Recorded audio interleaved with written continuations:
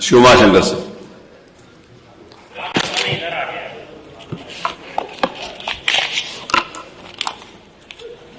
आदरणीय अध्यक्ष जी, आपने महामहिम राज्यपाल महोदय के अभिभाषण के संशोधन प्रस्ताव पे मुझे बोलने का अवसर दिया। मैं आपका आभारी हूं। माननीय अध्यक्ष जी, मैं महामहिम द्वारा इस सदन में पढ़े गए अभिभाषण पे कुछ अपनी बात कहूं। उससे पहले 2 दिन पहले की वाकया चूंकि उसी से संबंधित है, एक इस विधानसभा में अजीब तरह की वाकया हुई। मुझे लगता है इस बात का कि हम लोग जब सदन चल रहा था, सदन चलने से पहले हम लोग सभी दलीय नेता बैठ करके सदन कैसे चले हम लोगों ने तय किया। उसमें उस विषय से हट करके सभी लोगों ने, उधर से समाजवादी पार्टी से हमारे मनोज भाई थे, सब लोग थे, सब लोगों ने कहा कि 22 जनवरी को, क्योंकि इसलिए कि सदन में ये पहली बार ऐसी स्थिति आई जब से हम भी विधायक हैं, जिस तरह से काउंटिंग हाथ करा करके आपने किया था, उसी पे मैं आ रहा हूं कि तो सब लोगों ने कहा था कि नहीं, उत्तर प्रदेश में 22 जनवरी को जो अयोध्या में कार्यक्रम हुआ सराहनीय रहा, सफल रहा। तो सब लोगों की भाई चिंता है। हम विभिन्न दलों में जरूर हैं, हमारे दल जरूर अलग अलग हैं, विभिन्न जाति धर्म मजहब के जरूर लोग हैं, लेकिन अगर सबको पता है कि नहीं राम का जन्म अगर अयोध्या में हुआ है और उनके लिए अगर उनको स्थापित कर करके और सफल आयोजन किया गया जिसकी पूरी विश्व सराहना किया, हम उस दलीय बैठकों में सभी लोगों ने सराहना किया। उसमें उस दिन अगर प्रस्ताव आ भी गया, देखिए कोई भी ऐसा नहीं है, कार्यकाल किसी का भी हो। अध्यक्ष जी, जिस तरह से आज हमारे उत्तर प्रदेश की विधानसभा मान लीजिए देश में एक अच्छी विधानसभा के रूप में पहचानी जा रही है, उसके गैलरी या उसके एक आपके द्वारा संपन्न कराए जा रहे जो कार्य है उसको लोग आकर के उसकी प्रशंसा करते जा रहे हैं, तो हम लोग सबको गर्व होता है।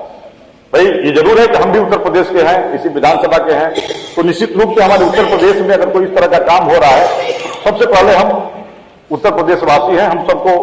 अब उस दिन ऐसा प्रस्ताव आया, कुछ ऐसा उसमें था भी नहीं, लेकिन अब चूंकि बड़ा मैसेज बाहर गलत गया और उसका नतीजा क्या हुआ, जब उसी में से दूसरे दिन टिक्का टिप्पणी होने लगी कि नहीं हमारे हाथ को गलत गिन लिया गया। मेरे समझ से हम सबको नहीं होना चाहिए। जैसे मान लीजिए अजय नेता प्रतिपक्ष भी बैठे हुए हैं, भाई जैसे हमारे एकाना स्टेडियम है, वो जरूरी है। एकाना स्टेडियम ठीक है, हमारी सरकार के समय लैंड एक्वायर हुआ, 2 बार टेंडर हुआ, वह स्टेडियम टेंडर फाइनल नहीं हो पाया, तब तक आपकी सरकार आ गई, आपने स्टेडियम बनवाया। हमारे उत्तर प्रदेश में स्टेडियम है, कोई बनवाए। हम अगर इस बात की गिनती करेंगे तो इसके लिए नहीं होगा। इसके लिए ये नहीं कि हम इस दल में है तो हम कैसे हाथ उठाएं, मतलब कि अच्छा काम हुआ, ये नहीं होना चाहिए। हमको इसमें जरूर, इसमें मुझे लगता है कि इसमें आगे से मुझे लगता है नेता प्रतिपक्ष महोदय हैं वो अपने सम्मानित विधायकों से कहेंगे कि भाई ऐसा आप लोगों ने क्यों किया। तो उसी में जैसे एक आदि के विधायक आगे सुबह कहने लगे नहीं अध्यक्ष जी मेरा नाम गलत छप गया, मैंने तो समर्थन उठाया था। कितना हमारे पार्टी के लिए कितना अजीब सी स्थिति उत्पन्न हो गई होगी। तो मेरे समझ से ये ऐसा नहीं होना चाहिए, ये सब चीजें से हटके हैं।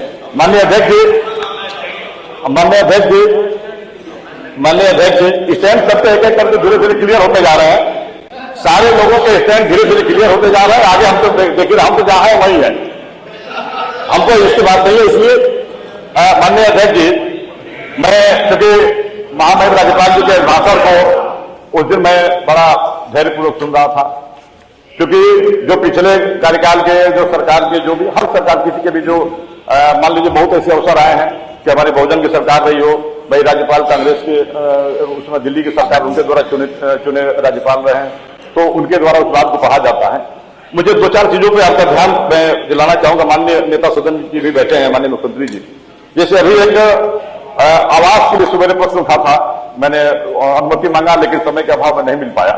जैसे महामहिम राज्यपाल जी ने जब अभिभाषण पढ़ा, एक चीज बड़ा अच्छा हो जाता, जिस समय बहुजन की सरकार थी उस समय मान्यवर कांशीराम शहरी आवास योजना लागू हुई थी और उत्तर प्रदेश के विभिन्न जिलों में, विभिन्न तहसीलों में, वहां पे आज भी उस अपार्टमेंट में आप जाइए, नीचे रिक्शा ठेला ऐसे गरीब लोग उसमें रहते हैं। उसमें कोई जाति धर्म मजहब के लोग नहीं है, सभी लोग हैं।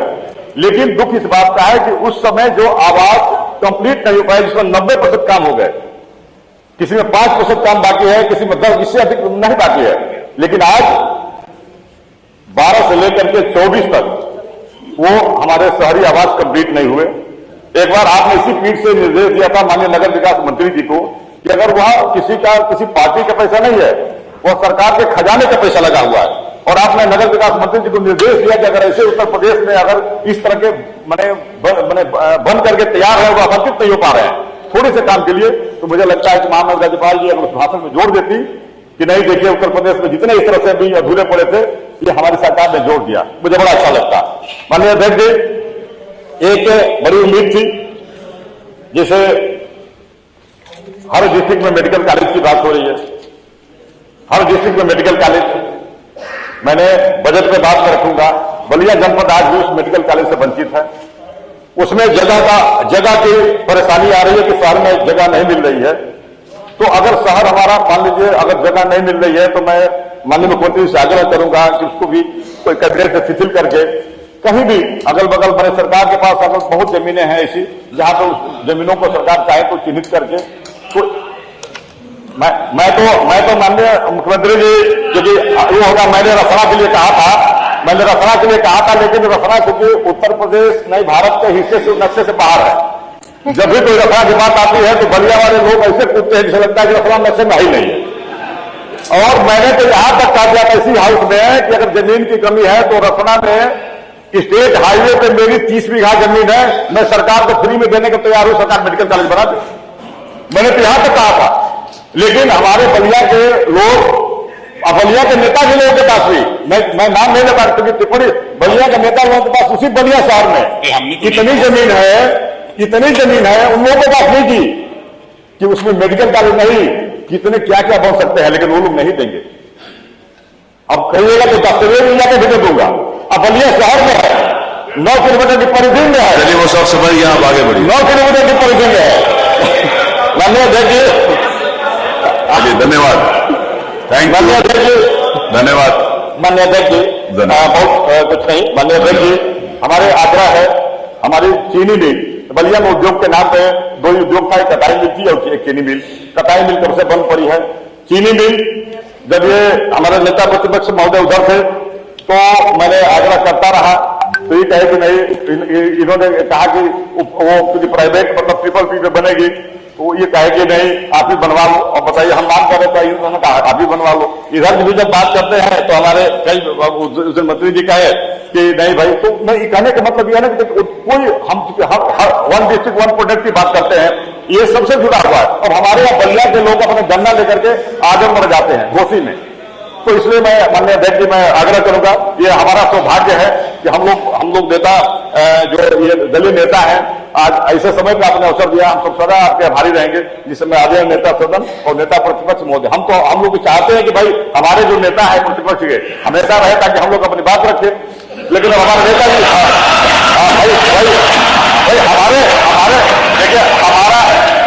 हमारा नेतृत्व हमारे लीडर अपोजिशन करते हैं, तो हम लोग चाहते हैं कि इनके नेतृत्व में रहे। लेकिन अब चूंकि अब नेताजी हमारे नेता प्रतिपक्ष अपनी बात कहते हैं फिर चल देते हैं लेकर के, तो हम लोग अकेले हो जाते हैं। कभी रहे तो हम लोग को बल मिलेगा। धन्यवाद। इसलिए मैं आदरणीय अध्यक्ष जी, क्योंकि मैं ठीक है, मैं समझ रहा हूं, क्योंकि इसलिए कि माननीय नेता सदन में बैठे हुए समय का अभाव है, बहुत सारे मुद्दे थे और मैं 2 विशेष मुद्दों पे आपका ध्यान आकृष्ट कराया। वो हमारे माननीय कांशीराम शहरी आवास, पूरे प्रदेश की स्थिति ऐसी हुई है जिसमें उदाहरण तौर पर बलिया में रसना में वो बन के खड़ा हुआ है। और मुझे लगता है कि कम से कम उसमें 400 फ्लैट होंगे। और मुझे लगता है कि माननीय अध्यक्ष जी, मैं आपकी समझ सकता हूँ। मैं स्वतंत्र प्रस्ताव को बल देते हुए अपनी बात समझ